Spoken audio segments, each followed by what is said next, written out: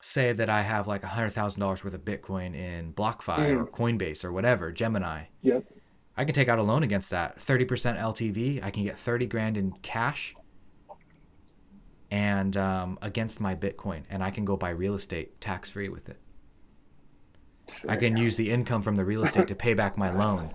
And now Wow. I've effectively used my crypto without ever creating any taxable events and still getting to Wow. participate in appreciation. It's fucking awesome. Sick. Oh yeah. Yeah, that's exciting Yeah. to hear about So that. that's why I stack sats. I keep buying crypto and I keep holding on to Mhm. it and I never sell it because I know that I can take a loan against it. And it's a big deal too Yeah. when people learn that kind of stuff. James, first of all, thank you for being a student. I think that's awesome. I appreciate you. Absolutely. Yeah. Secondly, I'm really looking forward to talking to you because you have some good questions. And I Oh love good yeah. questions. So yeah, where should we start? Can you tell me first, would you mind telling me just a little bit about yourself? Yeah. So I was doing that business, the roadside business, just Mm. as kind of like I just thought of it. Like I actually wanted to go more into coaching and helping people Mm. in writing. Like my dream is to write. I'm already working on a book specifically for men. That's like a compilation of wisdom on different aspects of life Nice. from all sorts of different authors. You know what I mean? But it's like Mm-hmm. organized into chapters what different people had to Mm-hmm. say about different things. Hell yeah. But yeah, during when the election was coming up, actually, it looked like I thought I could probably make a good chunk of money doing that, and then I could be a bit more relaxed, like having that money saved up while I work on my other stuff, Yeah. and also do photography, and yeah, I'm into art, like to Okay. travel and stuff. But So you do all kinds of stuff. yeah, What's your so primary way of earning right now? the same business. So I'm taking a little break right now. I'm actually in my hometown in Portland, where my dad lives, because he's sick right now. He's got cancer right now, so I'm visiting him, like kind of long term right now. Okay. But actually, the business, I branched off into doing like sports stuff, and then also doing like the political and patriotic stuff. Like I did that this summer, and it still sold really well, even though it's not an election year, you know. Cool. But I'm not really passionate about that. I Okay. just it's a good opportunity to make money. It's been a good experience for me starting a business, you know. So Sounds I like you've been able to just learn a lot about a bunch of different things recently. yeah, for sure, bro.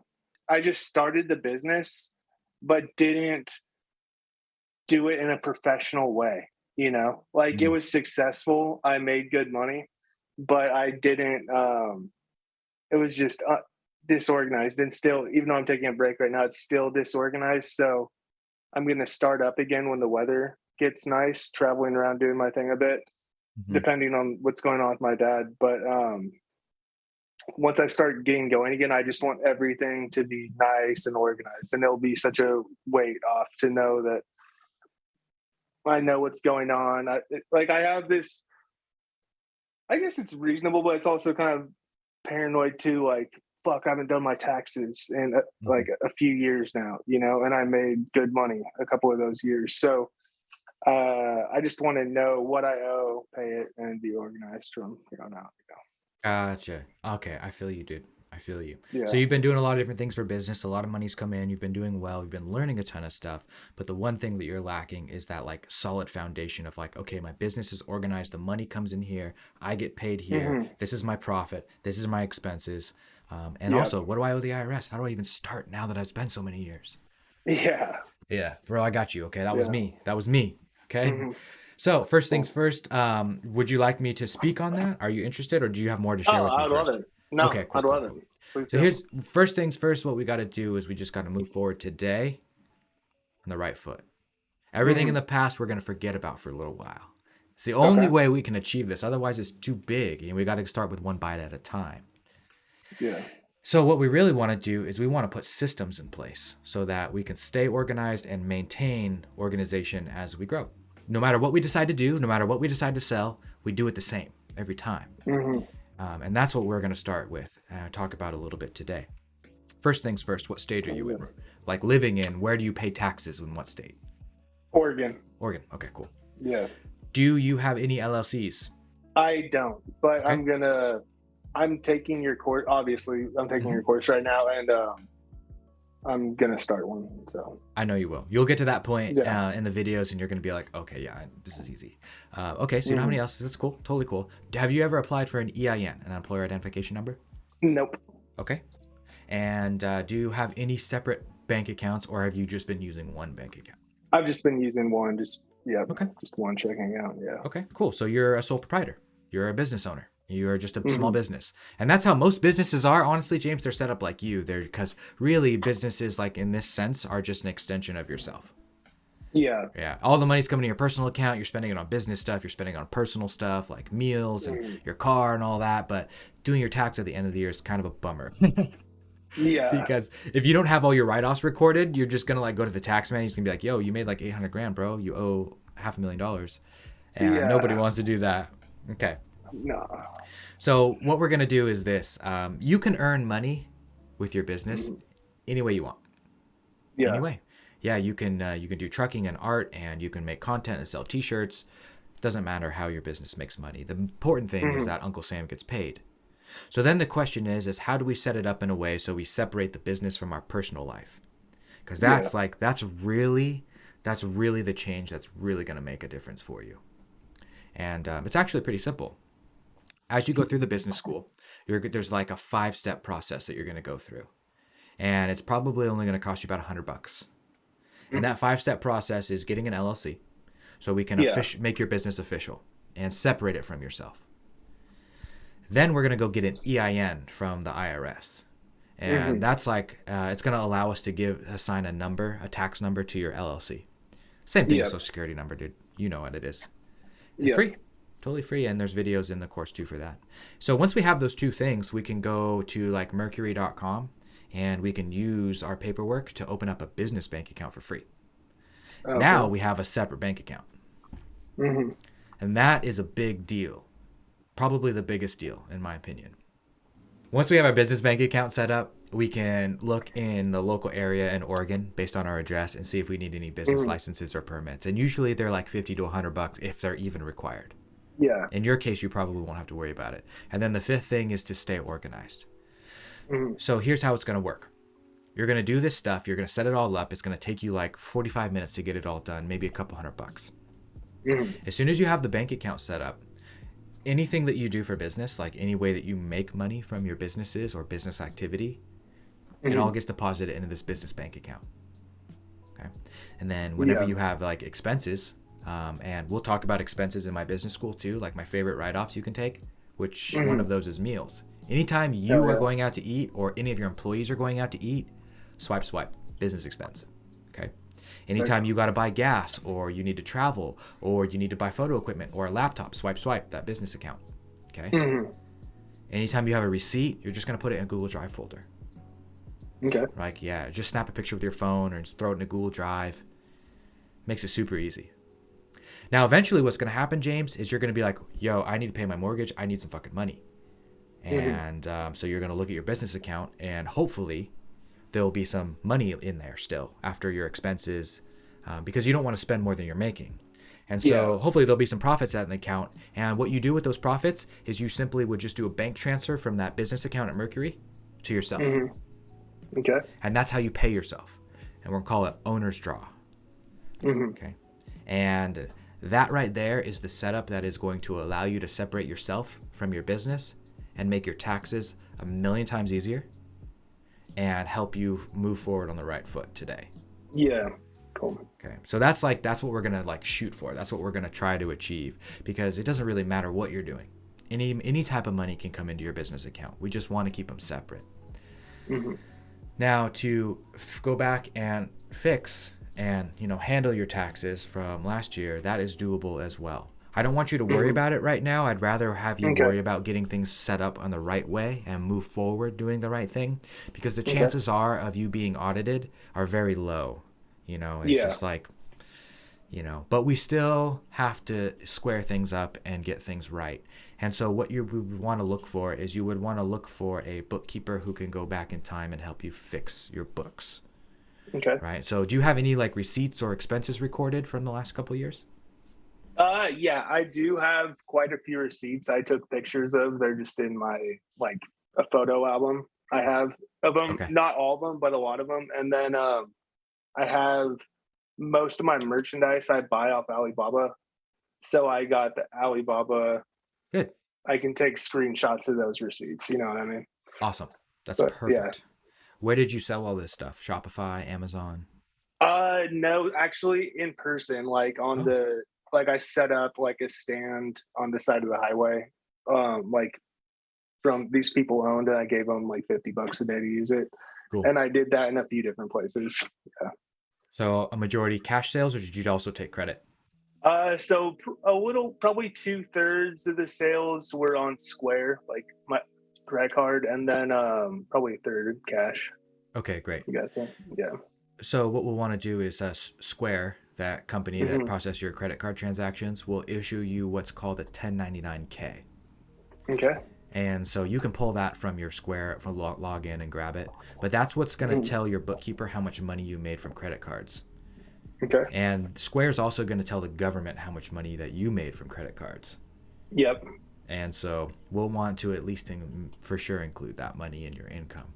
Hell And yeah. so really you just need to work on putting these things together and then just find a bookkeeper. I can refer you to a couple people, That'd be bookkeepers awesome. and CPAs that can help you with this. And they can Hmm. sort out your past 2 years, get you paid up, show you how much you owe. And it will take some time, to get it all done. But as long as you're moving forward on the right foot this day forward, you'll be good. You'll Hmm. be good and you won't Cool. have this problem anymore. And I think what you'll find is that you're going to make way more fucking money when you're organized. Oh yeah. Way more Yeah. fucking money. Shit doesn't slip through the cracks. Yeah. You can control it and look at it. So that covers that part. But I know that you had some other questions, so let's talk about those too. What else is on your mind? So I was just hoping for some basic tips as far as how to manage my crypto portfolio. So most of my profits, I bought Ethereum and Bitcoin, not all, but most. So I have a Oh yeah. pretty sizable portfolio of that right now. So I guess I'm curious. I know you're big on Bitcoin and Ethereum. I'm curious what your long-term plan is. Like mine, I'm embarrassed to say I don't have that good, like a real solid plan. You know what I mean?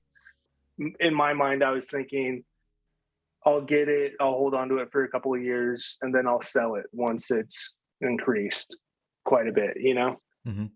But I do have mine on I don't have a physical, like, I know you recommend like a physical Oh, like a hardware wallet. wallet, right? Yeah, hardware Mhm. wallet.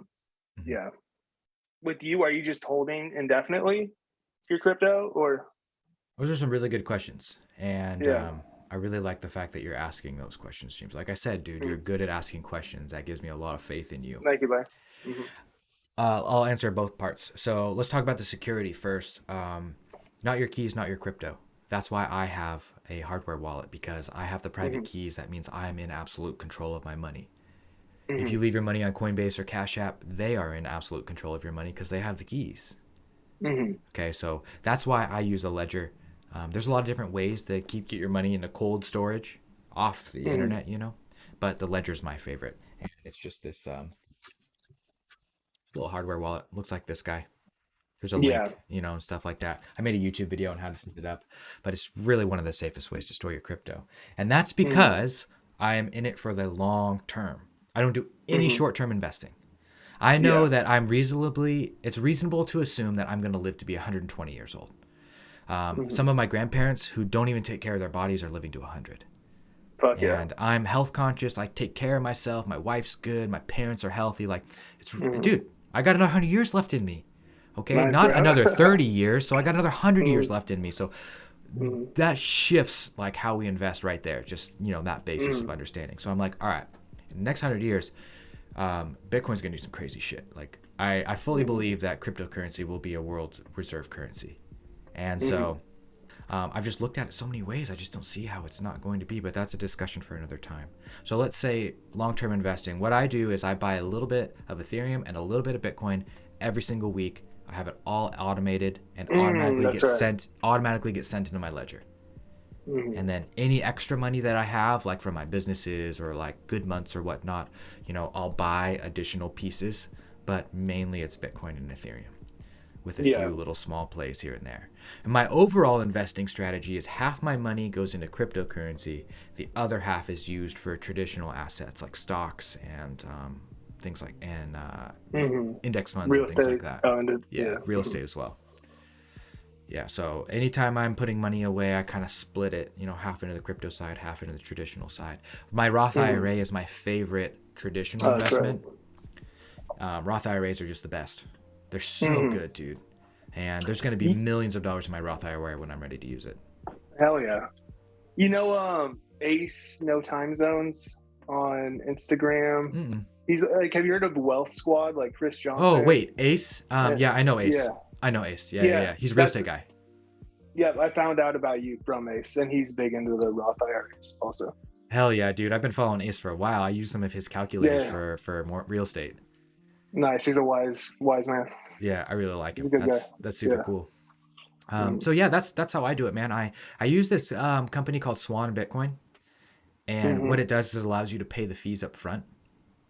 And so every time I buy every month, if I buy $500 of Bitcoin a week, then it's only $500 of Bitcoin. There's no fees added in. And it's the most affordable way to buy Bitcoin long term. And so I just set up an account with them, and automatically does its thing. It automatically goes to my ledger, and I'm literally kicking back and I don't even notice it. And yeah, my wealth grows. And I don't ever sell crypto, by the way. Yeah. So you eventually you'll probably spend it like you would spend cash, right? You would think, Right, but that would create a taxable event. So instead of spending it, I take loans out against it. Oh, okay.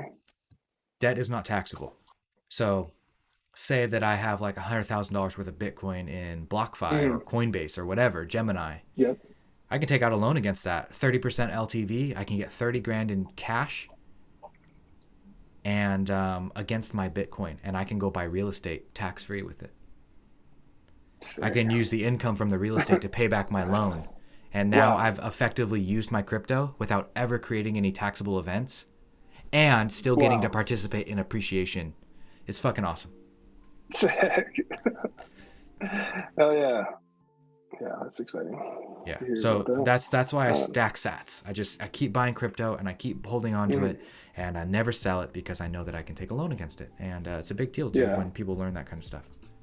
Yeah. So that's cool. I appreciate it, man. Of course. Where do you get the loan from? Like, who gives the loans against crypto portfolios? Two different ways to do it. You can go through an institution like BlockFi, for example. You can stake your cryptocurrency and get like a 2 to 3% rate of return, and then also take a loan out against it through them. They will give you the loan. They'll give you US dollar. They'll give you like USDC or like just a stable coin, and then you can just send it to your bank account. Nice. You can do a DAO, a decentralized autonomous organization, and like Aave Finance, for example. You can get a loan from them, and not from any custodian. You just put it into a smart contract. Interesting. So you can take loans out against it even when you have it in your crypto in physical form, or you have to have some on their platform in order to take out a loan against it. If you want a loan from BlockFi, you have to put your crypto into your BlockFi wallet with BlockFi. So technically they'll be in control of it. Oh, okay. Yeah. Ledger, however, is rolling out software that will allow you to stake and take loans out from the Ledger natively. Okay. But it's not there yet. Yeah, it's a load up. Like, it's just kind of with anything, a load off your chest once you talk about it, including financial stuff like this. Like the tax stuff seems like a big deal. You know what I mean? Like, I agree. But then once you talk to an expert, and it's no big deal. You know what I mean? It's definitely a load off. Oh, dude, 100%. Like, I was so stressed. Like, last couple of years, like, I was stressed so hard, bro. And then once I got organized and I just peeled that Band-Aid off, like, it wasn't even that bad, dude. Like, yeah, it really wasn't that bad. I've done way harder things, and so have you. And Yeah. once you get moving on the right foot, and you start having a bookkeeper send you monthly profit and losses and balance sheets, and you can see your wealth increase, and you can see where you're spending and where you're making money, you're like, whoa. It gives you power, bro. It gives you so much power, and you can't get to the next level in business unless you solve those problems right now, and you're asking about them. So it makes me feel like you're going to be really successful. I appreciate that. I want, man. You want to talk about some bookkeepers So- and CPAs? Yeah, that'd be great. Cool. So you're obviously going to need some help to execute this, this plan that we talked about, both on the bookkeeping side to go back retroactively and fix stuff, and then moving forward. Typically, when you hire someone to go back in time and fix your books, that's one type of person. Oh, really? That really focuses on like just fixing stuff. And then bookkeepers that do things in real time, that typically is another job.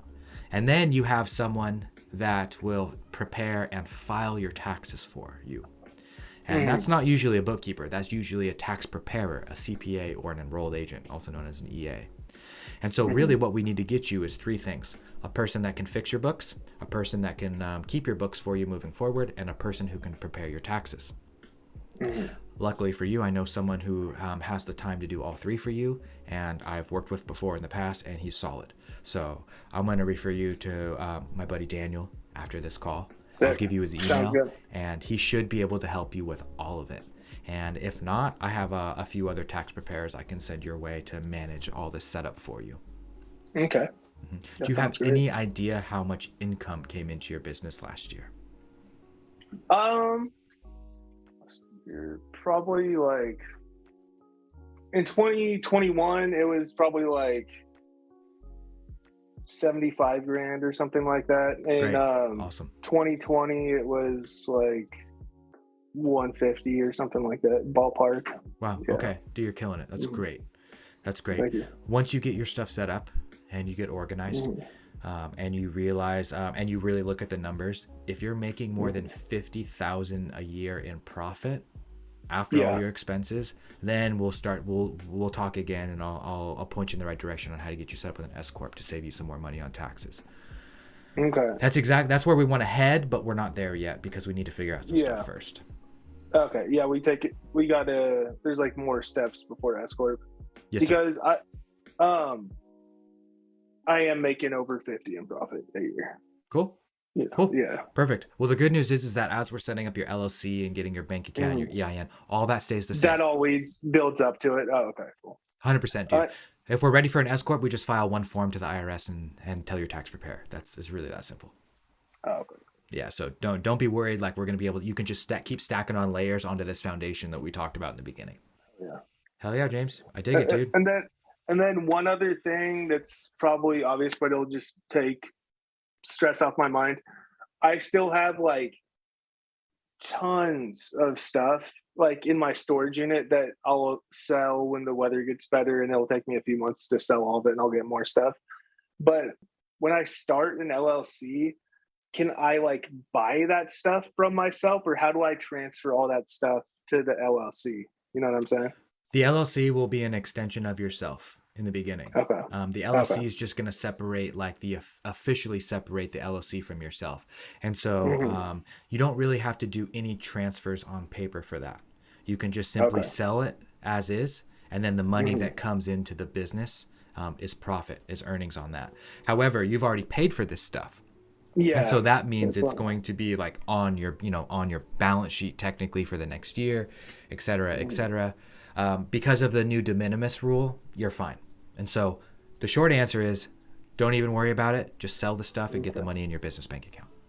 Okay, cool. Yeah, because it won't affect your taxes. Sweet. Nice, man. So you still you working on that? I've been busy with other stuff. I haven't been looking at social media much lately. How's the Airbnb going?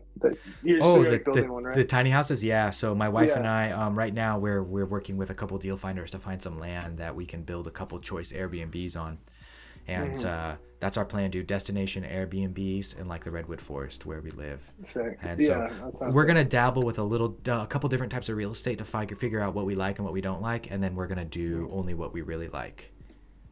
Yeah. And so we're experiment with a little commercial, a little residential, a little Airbnb, a little tiny house stuff, and then laser focus on the one we like the most.